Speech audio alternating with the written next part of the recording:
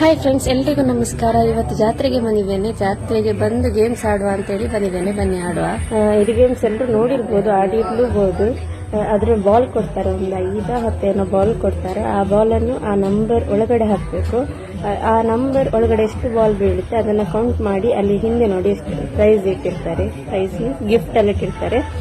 Total ಎಷ್ಟು ಬಂದಿರುತ್ತೆ ಅದನ್ನ ಕೊಡ್ತಾರೆ ನಮಗೆ. ಯಾವ್ದಾದ್ರು ಒಂದು ಗಿಫ್ಟ್ ಆ ನಂಬರ್ ಅಲ್ಲಿ ಯಾವ್ದಿರುತ್ತೆ ಅದು ಸಿಗುತ್ತೆ. ದೊಡ್ಡದೇನು ಸಿಗುದಿಲ್ಲ. ಬನ್ನಿ ಏನ್ ಸಿಗ್ತದೆ ಅಂತ ಹೇಳಿ ನೋಡುವ.